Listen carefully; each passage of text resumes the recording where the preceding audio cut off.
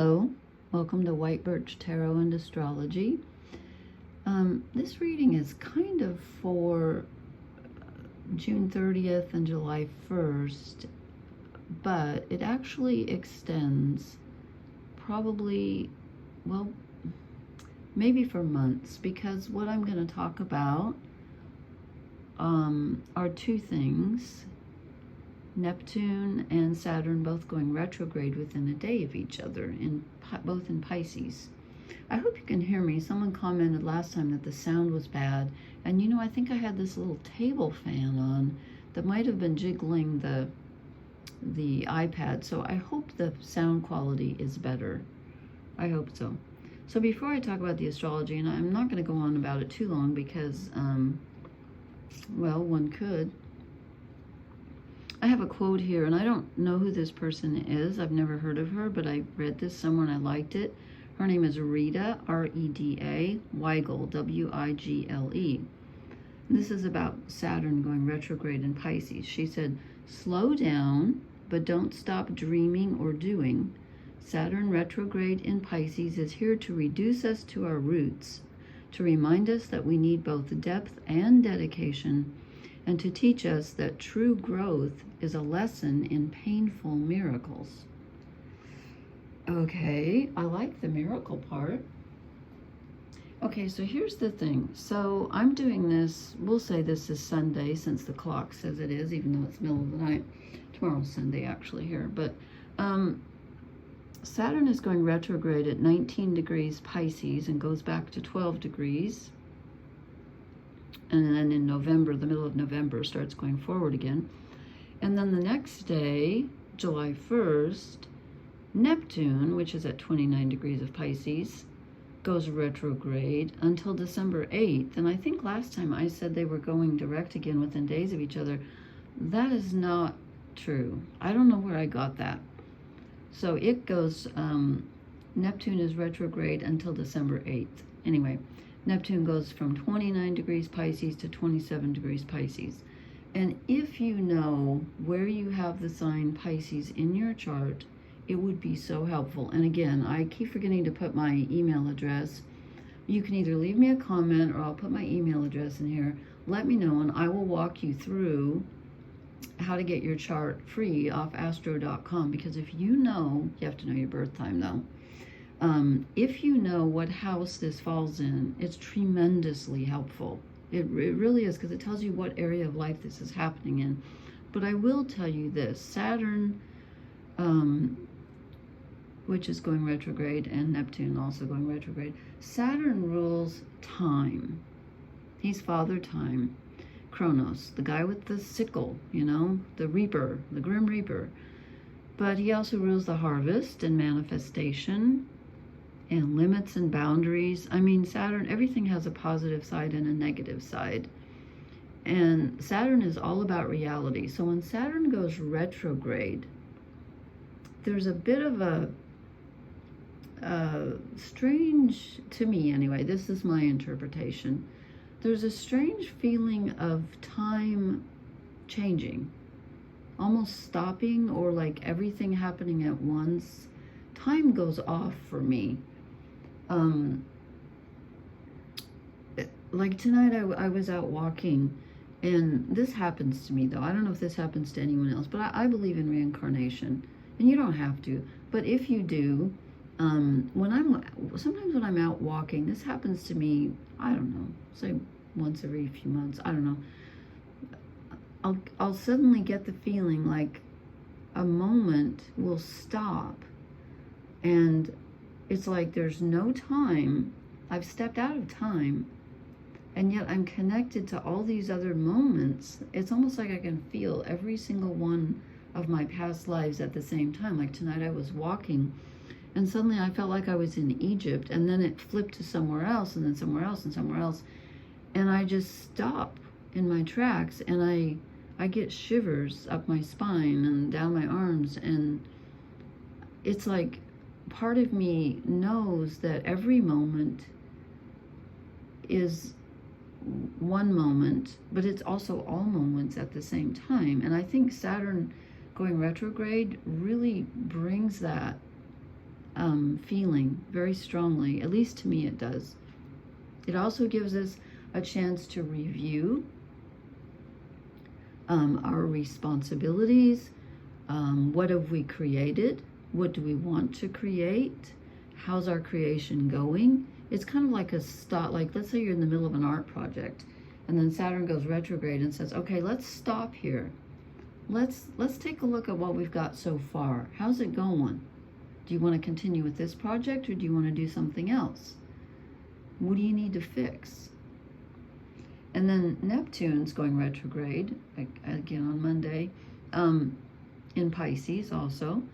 And so Neptune rules illusion and romance and mystery and dreaming and the imagination. When it goes retrograde, that's kind of like falling down the rabbit hole as well.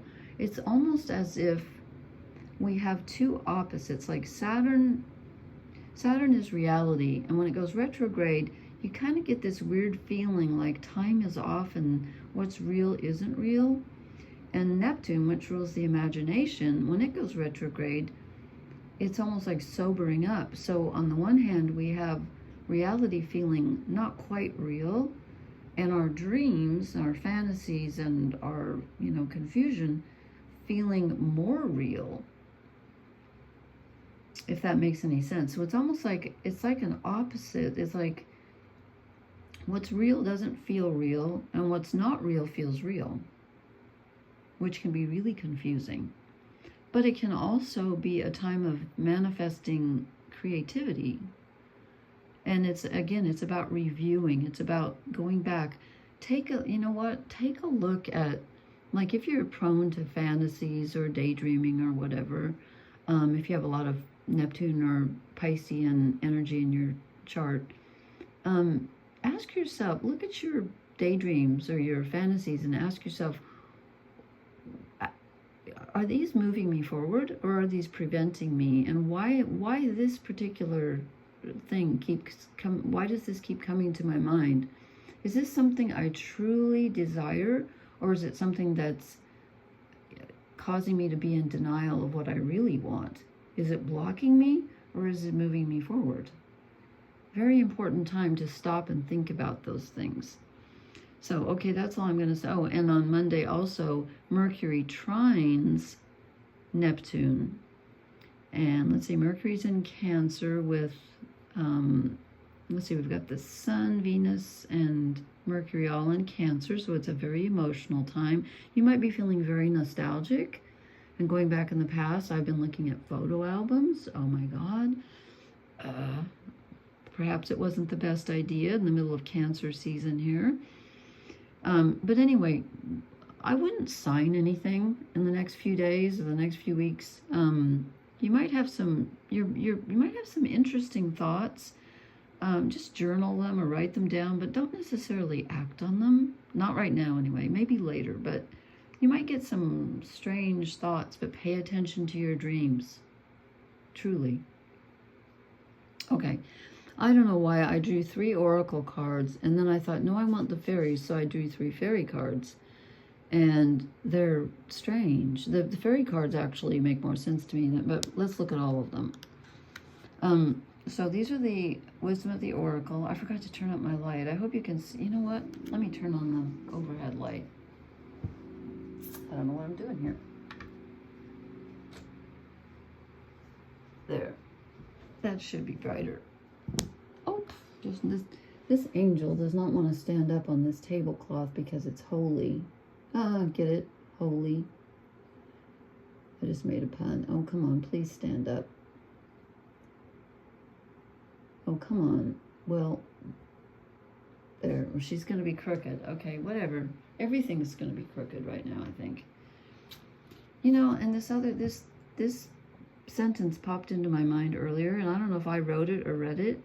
I think I read it somewhere because I think I've known it forever, but it's, unless you carry your home inside you, you'll never find it, or something like that. Does anybody know who said that? It just popped in my head, so something about that. Okay, here we go. I should have turned the light up on my iPad. I hope you can see this. To be fair. Now, normally this is about justice. Okay, maybe it is because Saturn is very karmic. Okay, Saturn rules karma, and Neptune at 29 degrees of Pisces is about karma too, because it's the end of the cycle. So this is about karma and what we've done and what we deserve and what we've achieved. But I also feel like this is her trying to balance, that almost looks like Saturn with the rings. It isn't, but it kind of looks like it. She's got a fortune cookie and a pearl or something. I don't know. I feel like this is us, trying to balance reality with dreams. This is just my interpretation, and she has an owl on her head, which is always wisdom. So this is about thinking, which again, I said Mercury is going to be trine Neptune on Monday, because right now we have so much water energy with all the Cancer energy and the Piscean energy. That's about feelings. So I'm not sure I would trust thoughts too much, but it is about review. So you gotta think, just don't overthink. Okay, then we get mending, which I find very interesting, because since Saturn is going retrograde, and Saturn is about what we've achieved and what we want to achieve on the physical plane, I'm wondering if this is a time to think about, I feel like this is very important to think about past relationships because of the Cancer energy. It's about family, home, where are you nurtured, who's nurtured you, who have you nurtured. It's about emotional needs. So this could be about mending something on an emotional level and a physical level. So, relationships, if you have any disagreements or anything, even if it's someone who's passed on and you want to apologize or whatever, a good time to do so. It's about fixing what's broken, That's what I said, Saturn going backwards and saying, how's it going so far? Are you achieving what you want to? And if not, why not? I did not expect this because we have so little fire energy, although Venus goes into Leo in the middle of the month. But Yang. So something is to be created. There is a creative energy, and I think this is probably toward the end of, I would say not for the next couple of weeks. I'm not feeling like we should be creating in the midst of this kind of confusion, although Saturn doesn't go direct until November, the middle of November, and Neptune doesn't go direct until December 8th. And I think last time I posted, I said they were going to go direct very close together. I don't know where I got that. I think I read it off someone's post rather than looking at the ephemeris, and it was wrong. And I've seen some crazy stuff. I was just looking around tonight on different astrology posts. Oh my gosh, be careful. One of them said, it said Saturn stays in a sign for like 15 years. So that means it takes 29 and a half years to go around the entire zodiac. And I'm like, okay, I'm not a mathematician, but 12 times 15 is not 29.5. So be careful what you read out there. I'm going to look at the ephemeris from now on because I think I gave out some misinformation. So I'm not saying not to make any decisions or movements until November or December. I'm not saying that, but maybe for the next, I don't know, few days anyway, or a week, while the planets are essentially standing still while they are getting ready, they're going retrograde, but they kind of stop first. And while we have Mercury trine Neptune, which can be, you can get a very imaginative, creative idea. You can also see something for what it is. You can also have the opposite happen and you can be deceived. So be very, very careful because it's difficult to know sometimes which way it's going. Someone that's been deceiving you, you might discover that too. Okay, so Yang energy means be creative. This is a good time to be creative, but again, just don't sign anything. don't carve anything in stone, Okay, now this is strange. So I drew these 3 fairy cards. And I got the Messenger. And I thought, really? And then I thought, oh yeah, he's Mercury. This is tricky unreliable energy. And I thought, okay, that's Mercury trine Neptune. Yes, it can be creative. It can also be false. It can be. Someone can be pulling the wool over your eyes, or you can be under an illusion. You can be in denial. He's bringing in false information, so be very careful about that. Then I drew a card that I don't think I have ever drawn before, to my knowledge anyway, called the Queen of the Day. I had to look her up. And here's what's interesting. Well, I'm going to read you from the book because, no, I'm going to show you both because I can't remember which one. Okay, I got the Prince of Light. I've drawn him before. And the Queen of the Day. And I thought, you know what? They seem to balance each other. They're both light and they're both masculine. So I got out the book because I did not remember having ever drawn card number 4, the Queen of the Day. Now, is this the one that... No, it's the other one. But I'm going to... Anyway, the Queen of the Day. She's grace, beauty, and blessing. She leaves peace, calm, and a sense of well-being as she passes. She is the embodiment of what we sometimes call a state of grace. She is the light after darkness, the sun and shadow of an awakening day. If you are lucky enough to draw this card, then you are blessed. Enjoy the moment and enjoy the day. Beauty and grace are there, but you must find them.